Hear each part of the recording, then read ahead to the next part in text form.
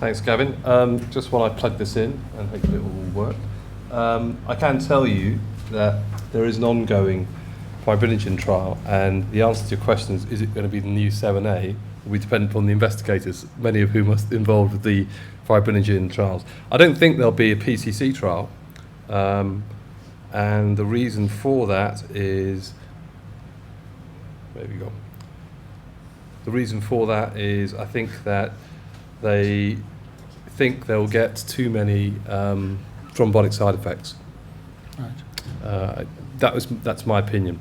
So I get the graveyard slot. I'm impressed that you're all still here and awake. Gavin asked me to speak about bailout adjuncts, and I assume that means when we're in a position that surgical hemostasis and a combination of surgical hemostasis and transfusion therapy has failed, what are our options at that point in time? And the obvious one a while ago, and possibly even still now, is using recombinant factor VIIa. I don't have any disclosures regarding 7A. I don't have any commercial connections with Novo Nordisk anymore, so I'm quite happy to put that. I do have one disclosure, because I will mention PCCs. I do work in an advisory group for CSL. The first question I would have with recombinant 7A to any audience now is, does it work? And actually, the obvious answer is yes. In cardiac surgery, it works. Okay, it will prevent transfusion. If you use it prophylactically, if you come off bypass, you give protamine, and you give 7A fairly early, I'm not suggesting you should do, it will prevent a transfusion. And I'll show you some data from our first trial that did it. There's a small subset of patients who that may be beneficial in. So, for instance, somebody having a complex revision Fontan who's got significant liver disease, having a fourth or fifth time revision surgery, in whom a massive transfusion, which will probably be likely required because they'll have been on bypass 7 or 8 hours, will severely affect their lung function afterwards. In that sort of patient, we would still occasionally choose to use 7A incredibly early to avoid the very large transfusion that can be associated with it. Does it stop bleeding? Well, the simple answer is yes. The problem is the potential consequences. The two questions around 7A that I think lead us to some reasons why occasionally it still might have a role in use. And the first of all is, what is its mechanism of action? Because if you understand what it's doing, it gives you some context as to when it might be appropriate to be used in cardiac surgery. And the most important question is, what are the risks? I think you have to balance, if you ever do use it now, what are the risks and what are the potential benefits? Helen very kindly showed us these complex slides. I don't intend to go through this. Hemostasis and coagulation is a whole lecture in itself. There's the cascade, there's the tissue factor, cell-based model of hemostasis. All of them rather make me feel like this when I arrive in Paris and I've left my reading glasses on the train. I have absolutely no idea where I'm supposed to be going or what I'm supposed to be doing. Interestingly, when this occurred to me, or happened to me, I suddenly realised there are some potential connections between arriving in Paris without your reading glasses and coagulation, in the fact that when I have a significant bleeding patient, quite often I have no idea where I'm going as well. And if you're in Paris, you probably will have a nice time, a nice meal, see something, and eventually go home. And the similarities with the coagulation is that if you give enough transfusion therapy and surgical hemostasis, eventually the bleeding will stop and you will go home as well. And that's the end of my hemostatic lecture. However, I do have a simplified model of anaesthetic model of cardiac hemostasis, which I think is moderately relevant to how we might manage patients and why we occasionally might need to use 7A. The first key important factor when you come off bypass and you've reversed your heparin is your patients need to form some sort of platelet plug. And clearly, we've heard earlier, there are a number of patients who won't form platelet plugs appropriately due to the fact they're on antiplatelet agents or they may have von Willebrand disease. Next, in that process, and it's sort of very quick and happening all together, is you're going to generate some thrombin, and you may generate some more thrombin as that process goes on. And we have a number of factors which are very common to cardiac surgery, particularly prolonged cardiac surgery, such as bleeding, hemodilution, cold, and acidosis, all that will affect your ability to generate thrombin. Once you start generating thrombin, you'll start converting fibrinogen to fibrin. It will form a fibrin mesh, and you'll get hopefully a nice stable clot.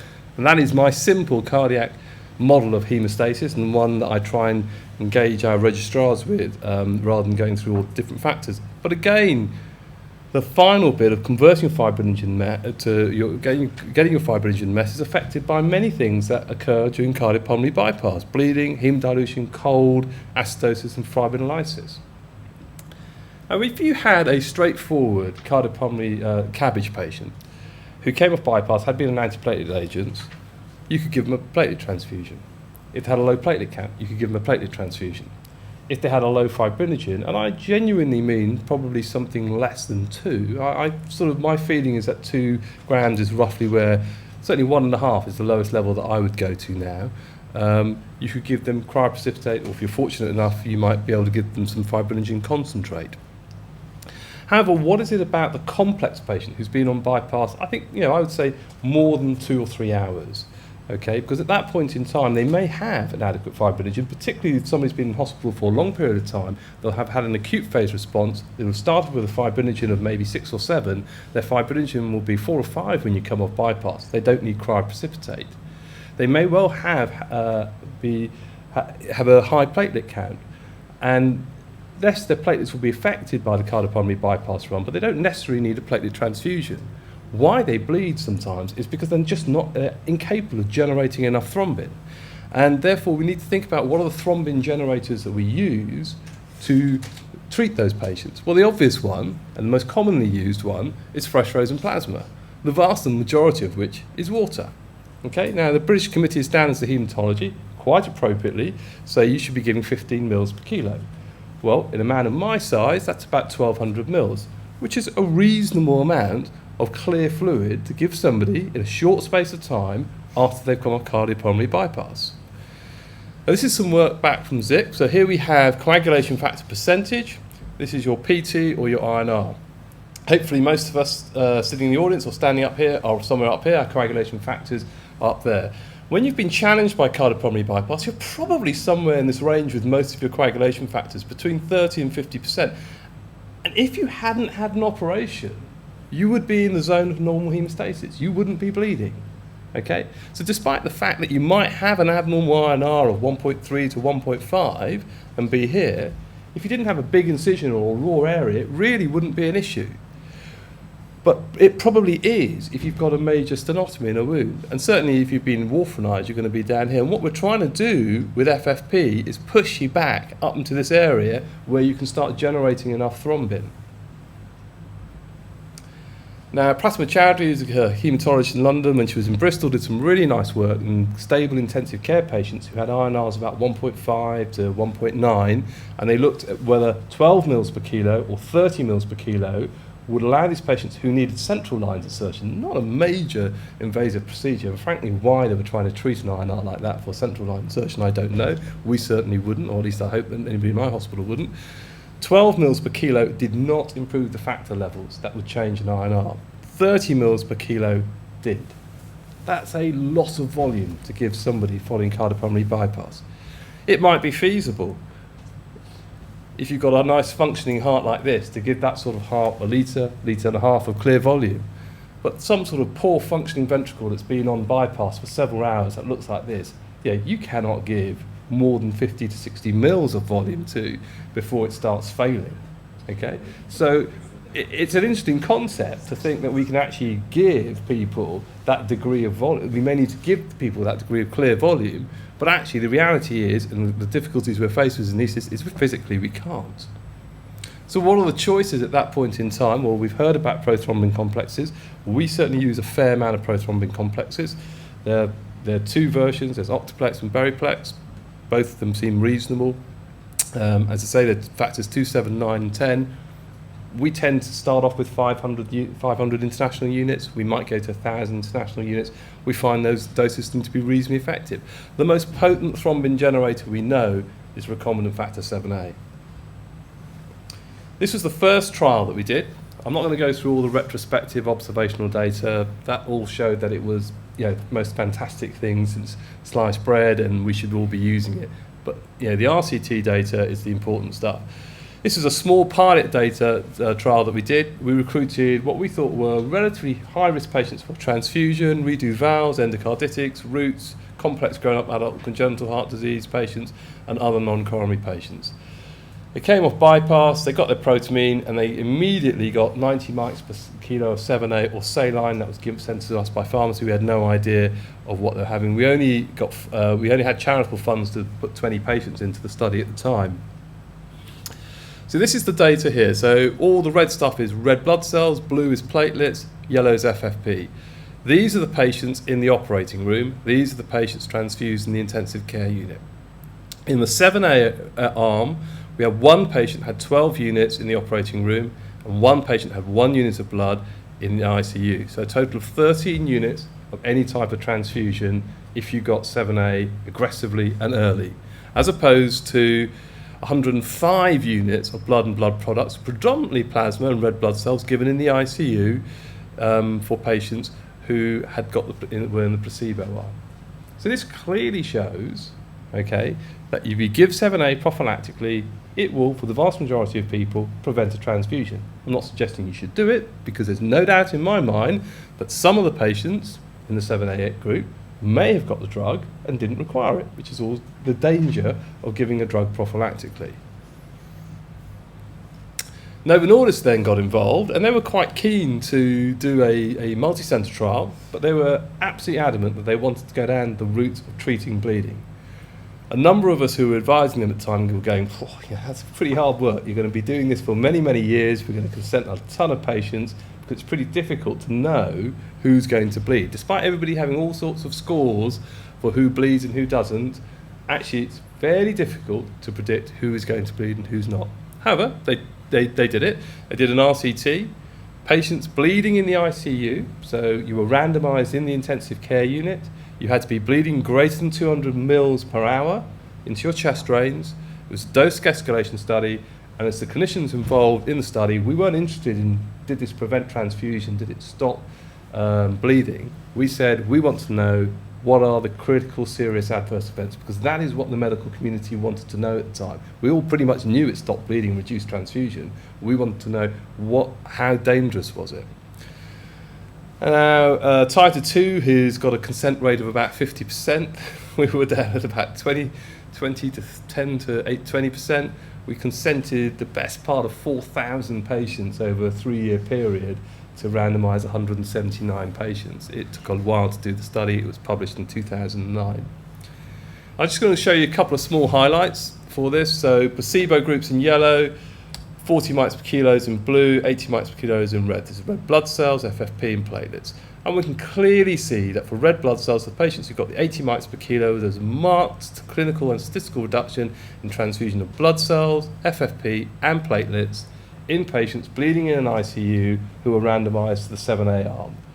It's not a big surprise, but you've got to remember that if you got randomised to the 7A arm and you got placebo and you were bleeding, you were by that very fact pushed down the transfusion arm because you had nowhere else to go at that point in time. So those who didn't get the 7A, because they were bleeding, unless they suddenly stopped with some saline, which was very unlikely, were always going to get a transfusion. Did it stop the bleeding? Yes, it did. So yellow's placebo, blue's 40 mics per kilo, red is 80 mics per kilo. This is the percentage of patients requiring a reoperation. Okay, so 25% of the patients, despite being transfused FFP and platelets appropriately by transfusion protocol, ended up being reoperated on the placebo arm. This was nearly halved by the use of 7A. So that's quite a big, significant reduction, both in transfusion and reoperation rates. But there was a cost. This is really the data we were interested in. What were the critical serious adverse events? Death, stroke, heart attack, pulmonary embolus, other thromboembolic events. Placebo, 40 mics, 80 mics. There were more critical serious adverse events. It's not statistically significant. You have to do thousands of patients to get a p-value on this. But there were 5 in the placebo group, 5, which is 14% in the 40 mic per kilo group, and 8, 12% as opposed to 7%. So almost doubling of the number of critical serious adverse events in those patients who were only bleeding 200 mils an hour in an ICU, who could be managed quite safely with a transfusion plus or minus a reoperation as required, although there are consequences to both. In particular, there are consequences to reoperations that I think people underestimate. And it just it just shows you that it's not in this environment and used this way, it would not be appropriate to use 7A. Do we still use it? Yep. Well, between January 09, we keep a database of all the patients who get it, and June 11, we've used it in 50 cases in our unit. A reasonable dose, 40 to 90 mics per kilo. I've tended to err on the lower side of dosing now. We don't give it post-operatively. You do not get it in our intensive care unit. If somebody wants to give it in our intensive care unit, you have to go back to theatre, you have to have your chest opened, you have to be certain there's no obvious surgical cause of bleeding, and there has to be ongoing bleeding that we can't stop, and then you'll get 7A. It was in a range of sort of pretty complex cases. A lot of the type A dissections get it, a lot of the complex root repairs that end up being on circ arrest get it.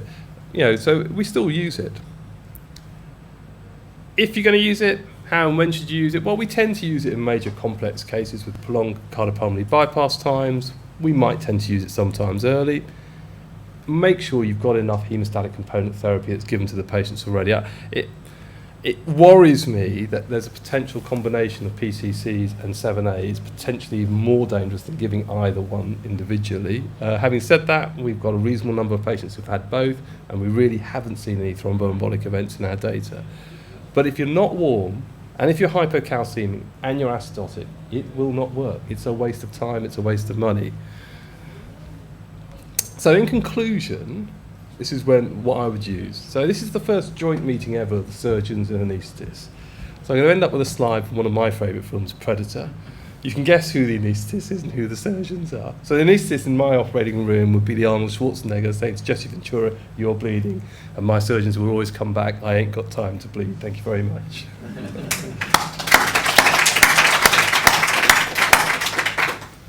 Okay, thank you very much, Ravi. Do you have any questions about that? Yeah. Will Lester? Yeah, can you go back to that slide about the FFP slide and the factor and that? Can I go back to the slide? I have to open it up. Yeah. Yep. That was a bit quick there. The FFP, is that Prasima's data? That one? 10, slide 10, is it? There. Next one up. Yeah. I mean, Here you go. it was, because this is what I was getting at about FFP really, is what we're trying to achieve. I mean, when we talk about using a PCC, we really only, if this, and this is theoretical, we only really need to shift up a little bit. Yeah. And therefore, if we're going to be using PCCs, we should use relatively small doses. Absolutely. Not the big 1,000. I mean, the Germans use 2,000 international units right off. Yeah. We start with 500 international units, and we find that to be very effective most of the time. You're going to get as much increment in your factors with 500 as probably as a litre of FFP. Yeah, I quite agree, because partly you're not getting the further dilution, are you? So when we reverse warfarin, we find that the maximum dose we ever need is 30 units per kilogram. Yep. And these people's factor levels are like less than 10%. Yeah, so they're sort of down at this point in here. You've got INRs probably greater than 3, and what you want to do is just push them above the 30% mark. I don't actually know which of the 4 factors is the most important. I guess it might be 2, but I'd be interested. These are the things we don't know. Which of these 4 factors are most important. But it seems a shame that we can't go for a very sort of hyper low dose study, really. A 500 unit PCC, because it's difficult to conceive how that is going to be particularly prothrombotic when you're shifting someone's factor level from from 45, 50 to 60. I was just thinking of Andy's here. What I'm saying is I don't think a commercial study is going to be done. Yeah. Okay, that doesn't stop us doing a small multi-centre, 3-centre study in the UK. And I said Andy Klein has got a protocol that's gone out to grant review. It's been turned down, I think, at the first attempt, but it's something that we'll keep pursuing because it's something that needs doing. Because there's too much observational data with PCCs. I like PCCs, don't get me wrong, but I think it's worth doing an RCT. It's worth somebody carefully looking at the thromboembolic events. Because in the observational data, people don't report thromboembolic events properly. Once you go to RCTs and you've got adverse events and serious adverse events and you have to report them, you will see them. But I mean, what we should be comparing is standard FFP care versus low dose. Okay, PCC. so I'll give you an example of some of the data from the 7A study that we've never shown because they just pulled the plug on all day. We're actually getting the database now, hopefully, within the next 6 months. If you want to know who got all the critical serious adverse events, it was the people who were transfused in the operating room. So it was the people who got a ton of FFP and platelets in the operating room, continued to bleed, then got 7A. Those were the only patients that got thromboembolic events. If you got no transfusion in the operating room, you came down and you bled in the ICU and you got 7A, you never got a thromboembolic event. So there is something to do with priming. 7A is given at a massive supraphysiological Psychological thrombin burst, dose. yeah. And whereas what we're talking about is just very slightly upping Yeah. a few factors. But there's a whole bundle of stuff out there, because one thing that nobody's looked at is, I know FFP is a balanced solution, but we don't really know how much harm some of the things that we think are good do just by themselves. We don't know what the thromboembolic sequelae of FFP is in people who've got switched on endotheliums who are bleeding due to the inflammatory response. It's probably not great. It's probably not an issue if you're just giving it to treat warfarinization or minor bleed, but it might be significant if you've been exposed to bypass for several hours. We just don't have any of the answers to those questions.